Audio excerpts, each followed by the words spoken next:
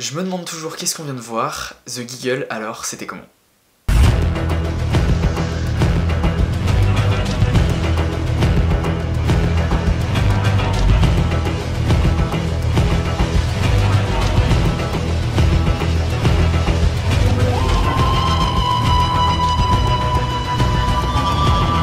Déjà ce alors sera full spoiler, pas trop le choix, alors si vous avez pas vu l'épisode, fuyez. Et quel épisode! Je sais pas vraiment si j'ai aimé, c'était bizarre, mais en tout cas il y a plein de choses à dire. Déjà on retrouve Unit, c'est toujours aussi plaisant de retrouver Kate Stewart et Shirley dans leur nouvelle tour Avengers. Mais surtout Mel, qui on le sait va revenir par la suite, et je trouve que c'était déjà une très belle manière de réintroduire son personnage qui était, on va pas se mentir, très sous-exploité dans la série classique. Tant qu'on est sur les retours, parlons du Toymaker. Déjà Neil Patrick Harris, il était fait pour le rôle, il est parfait et il donne tout. Et j'avais beaucoup d'attentes pour le retour de ce personnage parce que j'adore l'épisode d'origine. Je trouve qu'il est un peu mal introduit et qu'il est clairement sous-exploité, surtout à la fin de l'épisode. Il y a tellement de possibilités avec ce personnage que en 1 heure on a un peu l'impression qu'il est expédié. Après il a droit à de beaux moments, hein. Le passage dans son magasin est génial, avec plein de refs aux saisons de Moffat, ou même le moment où il débarque à Unit. Mais au final il est quand même peu présent à mon goût. Et le dernier jeu, enfin la manière dont il est vaincu, c'est une blague. Vu le potentiel du personnage, ils auraient pu trouver un truc bien plus inventif et moins débile que ça quoi. En général, je trouve que l'épisode aurait mérité au moins un quart d'heure de plus. Au moins pour changer un peu de décor, parce qu'au final, les conséquences des actions du Toymaker dans le monde, on les voit pas vraiment. Et ça aide pas à le rendre vraiment menaçant. On sent qu'il a un peu le prétexte pour ce gros morceau, cette régénération et cette fin complètement what the fuck. Le docteur se bi-régénère et on a maintenant 2 docteurs. Ça fait vraiment idée sortie du chapeau à la RTD. Il improvise une nouvelle règle comme ça et il la justifie pas du tout. C'est pas du tout expliqué et c'est fait vraiment hyper maladroitement.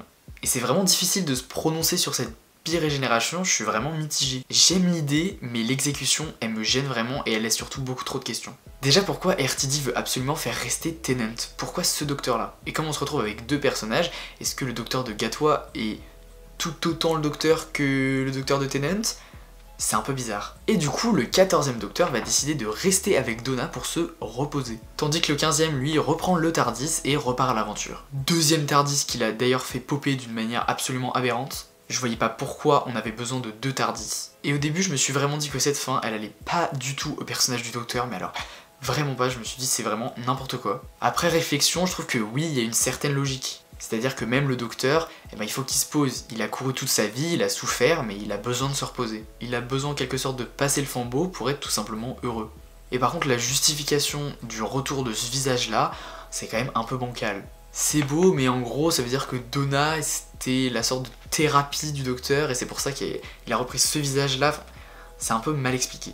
Après, c'est un peu résoudre le problème initial du personnage du docteur depuis la saison 1 de 2005. En fait, ça offre une sorte de fin à la série, qui est au final une plutôt belle fin, à la fois pour Donna et pour le docteur. Ses aventures sont terminées, mais elles continuent avec lui toujours, mais d'une autre manière. C'est plutôt beau, et au final, je trouve ça plutôt touchant, mais je reste quand même hyper perplexe. Au premier abord, on n'a plus du tout l'impression d'être vraiment avec le même personnage. Je me dis que c'était peut-être nécessaire pour vraiment mettre fin à la série et en débuter une toute nouvelle. Et ça tombe bien puisque la saison 1 commence à Noël.